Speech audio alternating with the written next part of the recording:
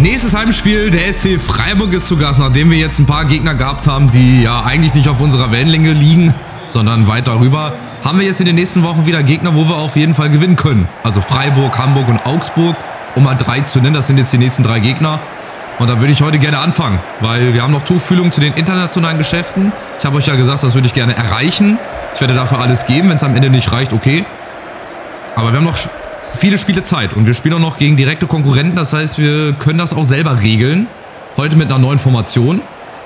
Zwar auch wieder einem 4-3-3, aber diesmal mit einem 10er und 2 Sechsern. Mit einer hängenden Spitze, Laufwege und so weiter habe ich auch nochmal eingestellt. Also falsche 9 und Innensturmprofi und so weiter. Das kann ich euch gleich nochmal zeigen. Beziehungsweise ich zeige euch das jetzt mal, dass ihr auf dem neuesten Stand seid und euch nicht wundert. So, das ist ein 4-3-3. Also 4-3-3 mit einem 10er, Listesch, die 2 Sechser hier. Und das Ganze sieht dann in der Offensive, wenn ich euch das mal zeige, mit Ball so aus. Also die Außenverteidiger gehen ein bisschen mit nach vorne. Die Flügelspieler gehen mit nach innen. Philipp lässt sich fallen. Dadurch ist da ein Platz für die Flügelspieler hinter der Abwehr. So ist der Plan. Ob es klappt, weiß ich nicht. Aber ich habe gedacht, ich muss einfach noch mal ein bisschen was verändern. Und gegen Freiburg wird das vielleicht was bringen. Aber jetzt gibt es erstmal den Rückstand. Mit der neuen Formation. Dann nicht mal 5 Minuten. Steht der Trainer im Regen. Buchstäblich.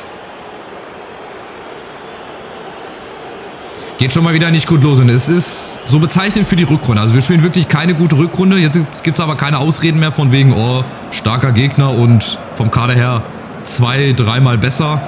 Die Ausreden gibt es jetzt nicht mehr.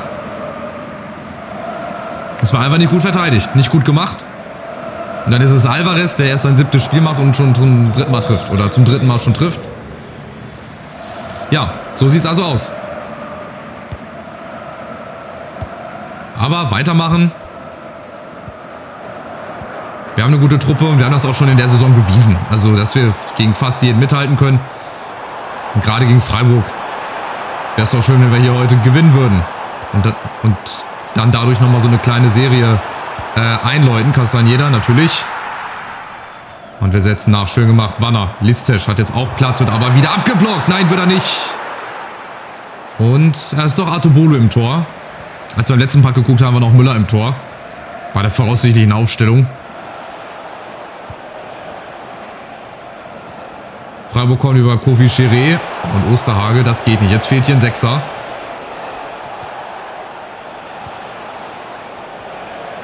Und Doi Jongwa ist dazwischen. Jawohl, ist dazwischen, hat den Ball. Und macht jetzt mal die Meter. Findet vorne Gudowski. Nee, nicht. Aber der Ball, der bleibt halt auch wieder unglücklich liegen, sodass man den Ball sich nicht mal 3 Meter vorlegen kann. Aber bei den Freiburgern, da klappt das alles. Ja, Philipp, gut, den Ball wieder gut. Und Gudowski. Können wir den Fehler ausnutzen? Nein, leider nicht. Weil er sich wieder den Ball zu weit vorlegt. Aber das ist auch eine Lösung, wie es klappen kann. Vorne den Ball gewinnen, dann die Flügelspieler mitnehmen. Ja, dann ist es halt auch ein bisschen individuelle Klasse, ne? Muss man dann halt auch so zugeben. Gudowski jetzt ganz hinten vielleicht. Oh, das ist eine schöne Flanke. Und der Ausgleich. Wir können's doch. Paul Wanner. Wenn einer überhaupt trifft in der letzten Zeit, dann ist es der Youngster hier. Schöne Flanke von Gudowski. Der war jetzt ziemlich lang in der Luft, da lag Schnee drauf. Ja, genauso, dass Artobolo nicht rankommt und dann ist es ein schöner Aufsetzer. Wobei, so ganz unhaltbar war der wahrscheinlich auch nicht. Gucken wir mal, ja, die typischen Sequenzen, die typischen Keeper-Animationen. Ja, wenn die Hand dann im letzten Moment noch nach hinten klappt oder der Ball durch die Handschuhe durchgeht. So, jetzt haben wir mal den Ausgleich, haben wir mal wieder getroffen. In den Genuss bin ich gegen die Bayern natürlich nicht gekommen, nicht mal an Torschuss, also ein vernünftiger Torschuss. So, und weitermachen. Genau in dem Rhythmus bleiben. Genau diesen Schwung jetzt hier mitnehmen. Und natürlich auch die Fehler hier verringern. Das ist natürlich klar. Röhl ist da. Das ist kein Abseits. Avia, Alvarez. Achtung, kein Doppelpack. Partov dazwischen, Rembeck. Da müssen wir einfach früher da sein. Auch mit die Grätsche auspacken. Da gibt es jetzt wahrscheinlich die gelbe Karte oder rot. Ne, gelbe Karte. Aber da müssen wir einfach schneller sein. Da müssen wir schneller schalten. Da müssen die Spieler auch von alleine mal ein bisschen schneller hingehen. So, vorne jetzt ein bisschen Platz. Freiburg ist ein bisschen aufgerückt. Mit ihrer Dreierkette. Philipp, oh, da muss der oben durch. Junge, auch wieder 10 Meter Radius und der kriegt den nicht hin, da den Ball leider vorbeizuspielen. Ja, oder auch das zum Beispiel. Da waren dann gerade auch wieder 3 Spieler von uns. Der Freiburger wurschtelt sich da irgendwie durch. Du kannst halt einfach nichts machen. Bei manchen Szenen kannst du nur zugucken und einfach nur müde lächeln. Und einfach weitermachen.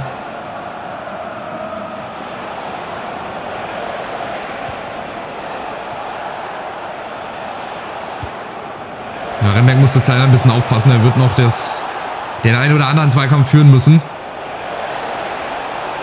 Kofi Chiré, ja, die machen ja alle Hackespitze 1, das sind die größten Trickser. Genau, spielt mal ein bisschen hinten rum, das zeigt, dass ihr momentan keine Lösung findet oder beziehungsweise sich die Lücken nicht so auftun. Ja, vorne stehen Grudowski und Wanner und lauern auf Ballverluste und dann wird es schnell gehen. Dann müssen wir umschalten. Ja, und bis dahin bleibt Freiburg halt ein bisschen in Ballbesitz. Dann verschieben wir halt ein bisschen, hier laufen da mal zu. Irgendwann wird mal irgendeiner einen Fehler machen, aber nicht, wenn das Spiel das nicht will. Hier, wir können auch wieder draufdrücken ins Pressing, Jongwa. Wir werden nicht an den Doch, kommen wir doch ran, aber dann sind wir individuell leider nicht gut genug, dass Grudowski sich den auch mal 10 Meter vorbeilegt und dann halt auch mal weg ist. Das ist manchmal so zermürben, wenn ich einfach weiß, wie ich es besser spielen kann oder wenn ich weiß, dass da eigentlich viel mehr draus passieren könnte und es dann halt nicht geht, weil du die Spieler dafür nicht hast. Sehr, sehr ärgerlich, aber gut, wir machen das. Auf unseren Wegen. Castañeda, Grudowski, ja, den kriegt er. Gegen Gullit, das ist aber keiner in der Mitte, aber Wanner ist wieder da. Liste schuld den Rebound. So, jetzt Remberg. Wo ist einer frei? Keiner, dann machen wir es so über Wanner. Abgeblockt, kriegt den zweiten Versuch, wird wieder abgeblockt, brauche ich gar nicht schießen. Aber vorne Philipp, gut freigespielt. Da war die Lücke. Die wir bislang nicht oft gekriegt haben, aber wenn wir sie haben, müssen wir sie genauso bespielen. Und vielleicht auch mal wieder nach einer Ecke treffen. Warum nicht? Komm, mit Ansage Wanner. Und Partov steigt hoch. Und Artumbolo. Ja, geht doch. Machen wir gerade nochmal. Bisschen mehr zum Fünfer hin. So. Bisschen höher diesmal. Und ab dafür. Hopp. Schöne Ecke. Die kommt richtig gut. Partov. Ja, Grudowski. Da muss irgendein anderer hin. Da muss doch Wanner schon längst wieder ran. Da kann er doch nicht zugucken. Oh, jetzt kriegen wir noch einen Gegenkonter. Ein Doi. Aber ist, glaube ich, Halbzeit, ne? Schiri kann es abpfeifen. Ne, pfeift er natürlich nicht ab. Doch, jetzt pfeift er ab. War knapp 2 Minuten drüber. Also, steht 1-1. Ja, leistungsgerecht würde ich schon sagen. Gucken wir gerade mal drauf. Ja, 6 Schüsse, aber nur 30% Ballbesitz. Das ist natürlich nichts. Das ist ein bisschen wenig. Jetzt muss ich mal gucken. Hier Castañeda. Ja, ich würde eher Remberg mal runternehmen, weil der hat schon gelb und mit dem werden wir noch den ein oder anderen Zweikampf führen müssen. Friedrichsson, ja, aufs Neue. Jetzt hat er eine 62 sogar, also der wird immer schlechter. Obwohl, gut, der ist 32. Da wird es halt echt Zeit für einen neuen Stoßstürmer. Ishikawa, Hekimoglu, Carrasco vielleicht mal für die Außen. Ich würde aber alles so lassen. Ich lasse es nochmal so. Und dann starten wir rein, Halbzeit 2. Da muss doch jetzt irgendwas gehen. Hoffe ich zumindest. Die Spieler dafür haben wir. Listesch und Grudowski. Mann, ganz simpler Doppelpass hier. Einfach mal zack und einfach mal so. Zack, rein damit. Einfach mal zack, zack, Doppelpass. Wie Pep Guardiola sagte, ich habe den Ball, ich spiele den Ball. Ich habe den Ball, ich passe den Ball. Ganz einfach. Freiburger sind noch nicht wieder da aus der Kabine, das ist gut. Vom Kopf her. Und dann reicht halt hier, guck mal, ein Doppelpass. Zack, Grudowski, Lücke gesehen. Und einfach mitnehmen und humorlos rein. 2-1. Da braucht Artumbolo auch nicht mit Verzögerung noch hinterher springen. Guck mal, da ist der Ball schon drin und dann springt er erst hinterher. Braucht gar nicht so tun, als hätte er sich noch irgendwie angestrengt, den zu halten. So, wichtig. Das war mal so ein Tor, was wir gebraucht haben, direkt nach der Pause wieder in Führung zu gehen. Ja, oder überhaupt in Führung zu gehen. Aber jetzt wird es natürlich nicht viel einfacher. Freiburg muss natürlich jetzt mehr machen, das ist klar, aber trotzdem weiterhin vorsichtig sein. Ich mache mal ein bisschen defensiver. Weil so kommt genau nämlich das hier zustande. Alvarez, Muslia. 2-2. Was für ein Gerät, ey. Was für ein Spiel. Spektakel pur wieder hier. 4 Tore, 2-2. Da waren wir eigentlich da. Da steht eigentlich ein Verteidiger vor, aber dann findet Muslera trotzdem die Lücke zwischen zwei Verteidigern und Sina Moy ist da halt auch wieder machtlos. Der kann nichts machen. Ja, schade. Dann geht's weiter. Mal gucken, wann das nächste Tor fällt. Wenn das so weitergeht, haben wir hier hinterher ein 7-7 oder ein 8-8. Wenn wir in dem Rhythmus hier so weitermachen. Aber warum nicht? Würde ich mitnehmen. Krodowski, schöner Ball. Fridtjonsson! Was ist denn das für ein Spiel hier? 3 Tore innerhalb von 10 Minuten. Und der alte Fridtjonsson, der alte Isländer, der kann es immer noch. 32, hat schon 2 Stärken weniger als zu Beginn der letzten Saison. Ist aber trotzdem noch vorm Tor. Ja, eiskalt.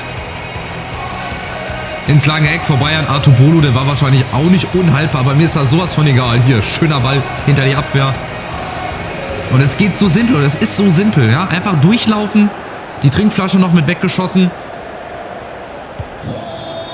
Und dann steht es 3-2. Und ich glaube, das war nicht das letzte Tor. Würde ich jetzt einfach mal so aus der Ferne sagen, dass das nicht das letzte Tor war.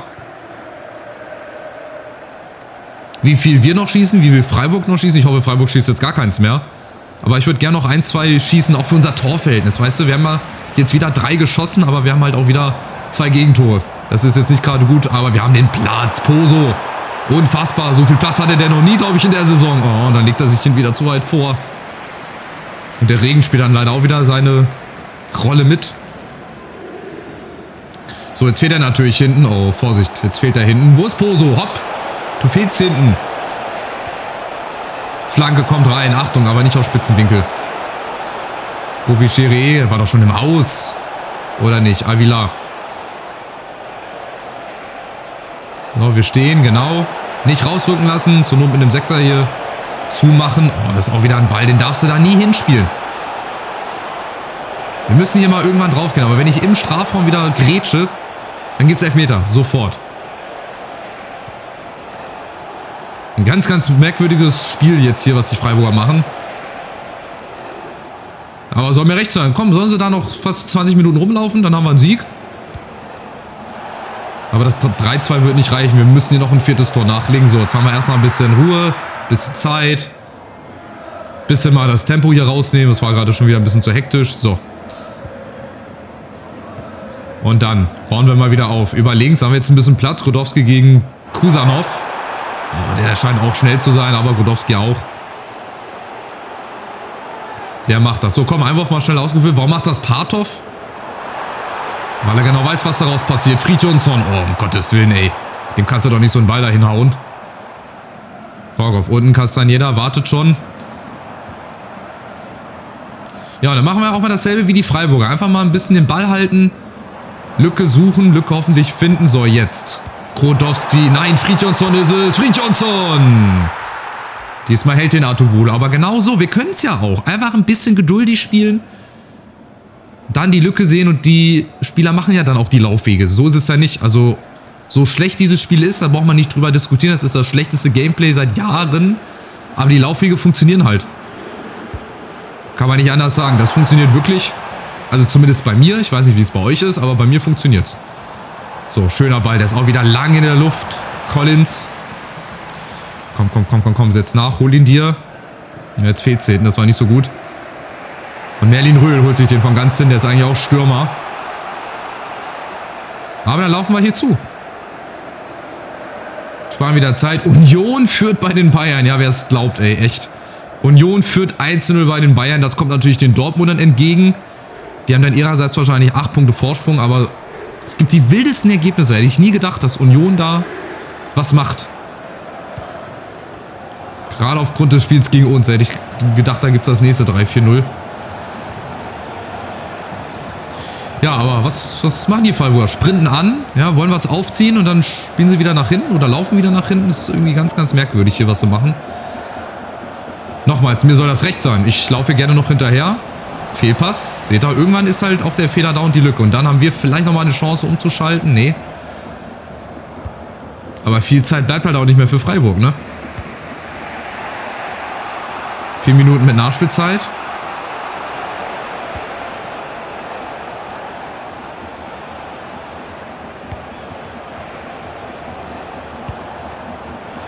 Aber trotzdem, das ist auch das Gefährliche, wenn du nur hinten drinne stehst und die sich den Ball so lange hin und her spielen, wenn sie dann einmal nach vorne kommen, der muss geklärt werden, Jongwa. So, nochmal ein Entlastungsangriff. Das wird die letzte Aktion sein. Wir werden, wollte ich gerade sagen, das Spiel gewinnen. Ja, werden wir auch. Also, weil ich dachte, die spielen ja nochmal nach vorne. Machen sie nicht.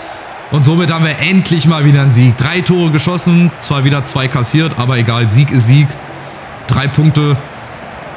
Ganz, ganz wichtig. Und das gibt uns Schwung hoffentlich, gegen Hamburg dann zu gewinnen und dann halt auch gegen Augsburg. Ja, die Bayern spielen dann noch 1-1, immerhin. Aber Dortmund gewinnt, von daher haben sie auch wieder ein paar Punkte mehr Vorsprung. Das hätte ich nicht gedacht, dass die Bayern gegen Union da ausrutschen.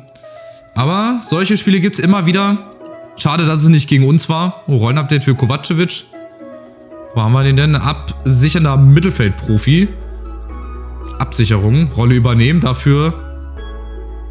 Ach so, hinzugefügt. Gut, er kann ja maximal 3 Rollen nehmen. Ich dachte, dass er schon 3 Rollen hätte. Hatte aber nicht. Aber das ist gut, dass die Jugendspieler sich so gut weiterentwickeln. Jetzt schwimmen wir weiter vor. Jetzt in Hamburg. Da haben wir auch, glaube ich, in der 2. Liga ganz knapp gewonnen. 1-0. Wäre doch schön, wenn wir das wiederholen könnten. Gerade hier für unser Gemüse. So, George Hope hat sich dann für Adana Demirspor entschieden. 610.000 ist für uns wahrscheinlich der schlechteste Deal gewesen. Ja, hatte ich mir schon gedacht. Aber egal, Geld ist Geld. Geld ist Geld. So, bei meinen Fortschritten, Boss, bei meinen Fortschritten würde ich gerne über mein Gehalt reden. Ja, das würde ich gerne. Ich kann aber nicht, weil du nicht verlängern willst. Ich glaube, mit mir wäre es gegen Sportclub Freiburg besser gelaufen. Ja, wie denn? Hätten wir weniger Gegentore bekommen oder wie? Ich gucke jetzt mal, ob ich jetzt vielleicht verlängern kann. Aber ihr seht, das sind so Sachen, das macht den Karrieremodus einfach unrealistisch. Also er sagt mir, er möchte mehr Geld haben. Jetzt gehe ich zu den Finanzen. Ne, Kollege, erstmal hast du nur noch 3 Monate Vertrag und zweitens... Ach, jetzt auf einmal? Und geht das bei Jongwa dann auch hier? Verlängerung delegieren? Ah, jetzt auf einmal geht das? Warum ging das denn vorher nicht? Okay, dann ruder ich zurück. Wir können diese Spieler doch behalten. Oder lag es einfach am Geld, weil wir kein Geld hatten? Das verstehe ich jetzt nicht. Naja, also dann beschäftige ich mich doch nochmal damit. Also ich ruder zurück. Rekord im Rudern liegt übrigens bei 6,7 Sekunden. Laut Max Kirchi. Aber irgendwie, also habt ihr ja gesehen, ich bin ja nicht blöd. Aber gut, dann scheint es jetzt wieder zu funktionieren. Vielleicht wurde das auch gepatcht, keine Ahnung. Dann werde ich doch versuchen, mit den 3 zu verlängern. Und dann gucken wir mal. Hamburg hat die letzten Spiele, na gut, aus 5-4 nicht gewonnen. Das letzte aber gewonnen. Das heißt, sie kommen auch mit ein bisschen Selbstvertrauen, Selbstbewusstsein. Es wird ein spannendes Spiel. 8. Platz nach wie vor, weil die anderen vor uns halt auch gewinnen und weil die das deutlich bessere Torverhältnis haben. Also -9. Darüber wird es nicht gehen. Wir müssen es über die Punkte machen, wenn dann. Die Gladbacher sind auch schon 7 Punkte weg. Also Platz 7, ne? Platz 7, ist das noch Conference League oder nur Platz 6? Dann wird es, glaube ich, echt sehr, sehr schwer. Aber egal, wir haben unten nichts mit dem Abstieg zu tun. Das war ja das Hauptziel. 16 Punkte haben wir Vorsprung auf Hoffenheim. Mainz ist letzter, Bochum vorletzter. Mainz ist, glaube ich, auch schon fast abgestiegen. Das werden die nicht mehr schaffen. Aber dann Bochum, Hoffenheim, Köln, Bremen, Hamburg, Freiburg, Augsburg. Die halbe Liga, die kämpft um den Klassenerhalt. Und oben die Meisterschaft ist eigentlich gefühlt schon entschieden. Würde mich sehr wundern, wenn die Dortmunder das nicht holen. Also, macht's gut. Vielen, vielen Dank fürs Zuschauen. Ich versuche, die Verträge zu verlängern. Und ob ich es geschafft habe, erfahrt ihr dann im nächsten Part. Macht's gut. Ciao, ciao.